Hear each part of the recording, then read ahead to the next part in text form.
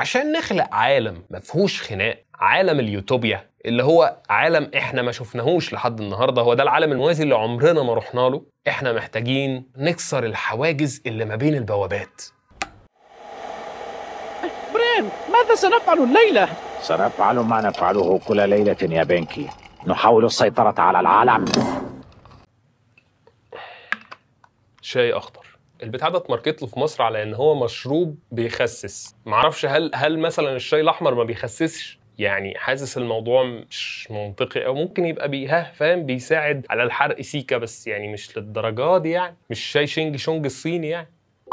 السلام والرحمه يا رب صبحنا وربحنا. موضوع الحلقه هو موضوع مثير جدا، هو موضوع المالتيفيرس، العوالم الموازيه. طبعا شفناه الفترة الأخيرة في الأفلام، واللي هو مستوحى من مجموعة من النظريات العلمية والهبدات الفلسفية وكل الكلام الجميل ده. طبعا اشهر عمل حصل مؤخرا كان سبايدر مان، وان سبايدر مان من العالم ده ومن العالم ده ومن العالم ده. وفكره العوالم الموازيه رغم بعدها عن الواقع لاقصى حد، الا اني ارى انها ماخوذه من الواقع، مستوحاه منه. طيب ايه العوالم المتوازيه او ايه معرفش ايه الضحك ايه والكلام ده؟ فتعالى دلوقتي ناخد مثال على اسماعيل، هو واقف ورا الكاميرا دلوقتي قاعد بيرقص اهو زي الاهبل ده في العالم بتاعنا. في عالم اخر موازي بيحصل فيه دلوقتي ان اسماعيل بيدي محاضره في جامعه كامبريدج، لابس البدله بتاعته وفي منتهى الهندمه وبيتكلم بالمنطق وبالعقل جدا. ايه بقى النظريه؟ ان في الواقع انت ممكن تقابل حد زي اسماعيل يكون بيدي محاضره في جامعه كامبريدج بالبدله والكلام الجميل ده، وفي نفس الوقت لما يجي وتوقفه ورا الكاميرا يقعد يرقص زي اللهبل ده. يعني البني ادم عنده من التناقض ما يجعله قادر انه يعمل ده وده مع بعض. اكيد قابلت حد في حياتك فاجئك بتصرف ما، اللي هو كان دايما قلب وشه مثلا بطريقه معينه وفجاه ايه ده؟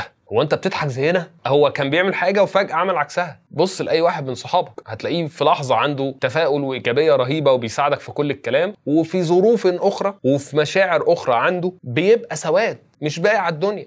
المهم الفكرة دي أنا وصلت لها لما أخدت بالي إن إحنا وصلنا لمرحلة صعبة جدا من التناقض. يعني عندنا قوانين ياما في الدنيا، قوانين اجتماعية، عادات، وعندنا دين، وعندنا يعني فاهم كتب قوانين مختلفة، ونحن مقتنعين ومصدقين على أغلبها، ورغم ذلك إحنا ما بننفذش حاجة منها. اللي هو عارف أنا قاعد بتكلم قدام الكاميرا عن يا ده غلط وده غلط وده غلط، وارجع ورا الكاميرا نيل الدنيا. هل ده عشان أنا بني آدم زبالة؟ لا، لأن أنت بتعمل كده أنت كمان. ما هو ما تهزرش، ما أنت بتبقى واقف قدام فلان اللي أنت بتحبه، بتوريه صورتك المثالية، وورا الشخص ده بتعمل حاجات عكس كده وبتاع ما اعرفش ايه. وبعدين احيانا برضو الظروف هي اللي بتحركك، وده اغلبيه الوقت اصلا، ان هي فكره الظروف والمشاعر هي اللي بتخليك في وقت تبقى بتتكلم بطريقه، وفي وقت تاني هي ممكن تاثر عليك وتخليك تعمل عكس ده، لان المشاعر اصلا لا تتبع للقوانين، ما بتتبعش العقل، هي بتضرب على طول. فهنا أدركت إن العوالم بتتغير على حسب الظروف والمزاج العام. يعني مثلا أنا قعدت في البيت لفترة طويلة، طول الفترة دي كانت الناس اللي حواليا اللي هم عدد قليل جدا تصرفاتهم بالنسبة لي كانت الديفولت، يعني اللي هو لاير 1 اللي هو الطبقة الأولى،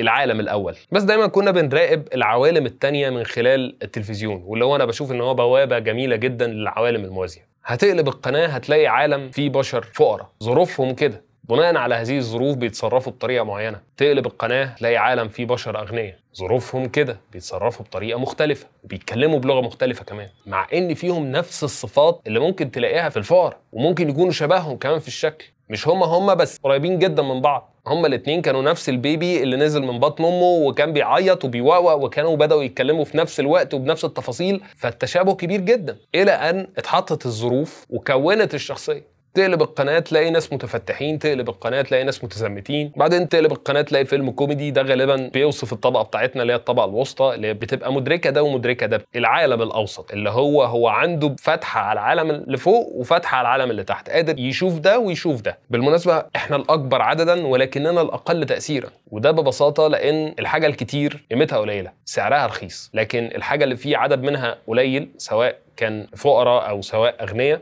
هما طبعا مش نفس الشيء خالص، بس مش بتكلم في كده، بس اللي هو الظاهر منهم عدد قليل من هنا وعدد قليل من هنا، فانت قادر تميزهم كويس جدا. تحداني يهودي اني اقنعك انك تعمل سبسكرايب، وانت اكيد مش هتقل مني قدام اليهودي. وانت ماشي كده بعدي على 10 من اصحابك ابعت لهم الفيديو ده، وان لم تفعل فاعلم ان الشيطان هو الذي منعك، او انك كسلت عادي، ده حوار تاني يعني. طيب انا استفدت ايه بقى من النظريه الفلسفيه والثيري اللي انت الفتها دي والفلسفه الفارغه اللي انت عملتها؟ انا اقول لك، في الافلام دايما البطل بتاعنا لما بيروح من العالم بتاعه للعالم الموازي بيكون مشكلته انه مش قادر يتاقلم مع هذا العالم، ودي بتكون العقده غالبا اللي بنقوم عليها الفيلم، ونبدا بقى ايه نسعى ان احنا نحاول نخليهم قادرين يكونكتوا كده مع بعض، يفهموا بعض ويقدروا يتعاملوا مع بعض. دي بتكون العقده اللي بتتحل في اخر الفيلم. على نفس السياق المشاكل القائمة ما بين البشر منذ بداية الخلق إلى يومنا هذا مبنية على نفس الشيء، إن إحنا اتحطينا في ظروف مختلفة. ولكن لما أنا باجي أتخانق معاك أنا ببقى شايف الموضوع من وجهة نظري، من ظروفي الخاصة، من مشاعري الخاصة، وإنت بيكون رد فعلك مبني على ظروفك الخاصة ومشاعرك الخاصة، فبيكون رد فعل مختلف عن رد فعل بتاعي، فبنتخانق لأن أنا شايف إن أنا صح وإنت شايف إن أنت صح. عشان نخلق عالم مفهوش خناق، عالم اليوتوبيا اللي هو عالم احنا ما شفناهوش لحد النهارده، هو ده العالم الموازي اللي عمرنا ما رحنا له،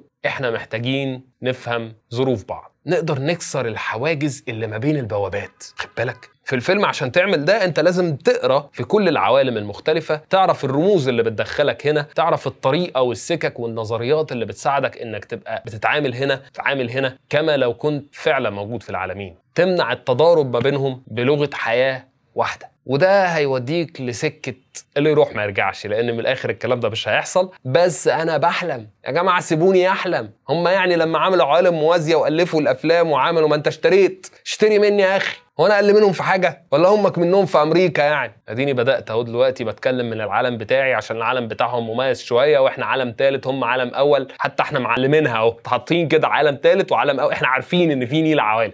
بس فإحنا كل اللي إحنا محتاجينه إن إحنا نقعد مع بعض وما نفكرش في مصلحتنا. دي طبيعة إنسانية، أنا مدرك ذلك، إن كل واحد عايز مصلحته، ولكن إحنا محتاجين نقعد مع بعض قعدة حلوة كده، عشاء جميل، حاجة تعمل لنا محشي، تعمل لنا بط، تعمل لنا حاجات حلوة كده، أم جون تعمل لنا أكل من تكساس، أم يونج هاو تعمل لنا سوشي، والأخ من هولندا يعمل لنا أي وجبة بتاعتهم، وإيه بقى نعمل غديوة كده، نعمل غديوة ونقعد مع بعضينا سون فاسون ونقعد نتكلم ونفهم بقى انت بتتكلم ازاي وانا بتكلم ازاي، افهم ده الكلام ايه وانت الكلام على ايه، نطلع من المعادلة دي ملوك. هل ده ممكن يحصل في يوم من الايام؟ ده سؤال وجودي، ولكني اراه سؤال حلو، وانت لازم تراه سؤال حلو، والا هتبقى ضد النظريه، لانك لازم تفهم الظروف اللي خلتني قاعد قدام الكاميرا بقولك ان ده سؤال حلو، وتقدر الظروف دي وتتعامل معاها. لازم تتعامل مع فكرة اني لازم اطول الفيديو لزمن معين عشان الاعلانات تيجي واكسب فلوس. انت لو قدرت الظرف ده هتتعامل معاه لا ان انا بني ادم كويس مش بني ادم بيهري، فاهم؟ او مش بني ادم كويس هتقول بني ادم مادي، فهتحطني في حته تانية. فالكاتيجوري ده احنا ممكن نطلع منه برضه، لان انت برضه بني ادم مادي، لانك محتاج فلوس عشان تقدر تعيش. زي ما انت محتاج فلوس انا كمان محتاج فلوس، بس انت ظروفك مختلفه وتجربتك مختلفه، انا تجربتي اهي، فاهم حاجه؟ فبناء عليه احنا في الاخر تمام، احنا بنفكر بنفس الطريقه، فنحب بعض، حياه حلوه، فاهم؟ وبرضه تعالى نستعين بقوله تعالى في كتابه الكريم، خلاصة الحلقة يعني، ولا تتمنوا ما فضل الله به بعضكم على بعض. بالمناسبة أنا أجد في الكتاب الإلهي يعني القوانين اللي لو اتبعناها فعلا ممكن نروح لليوتوبيا، اللي هو عارف إنك هتغلط، ولكن أنت لو قدرت إنك تنفذ كل القوانين دي طول الوقت احنا فعلا ممكن نروح لليوتوبيا، العالم اللي احنا عمرنا ما شفناه، وغالبا مش هنشوفه في الدنيا، هنشوفه بس يوم تبعثون. بس يا سيدي دي كانت نهاية الحلقة. لو قلت حاجة حلوة وعجبتك الثواب ليا، ولو قلت حاجة ضايقتك سامحني ويبقى الثواب ليك. من الآخر جمعية ودايرة والكل مستفيد.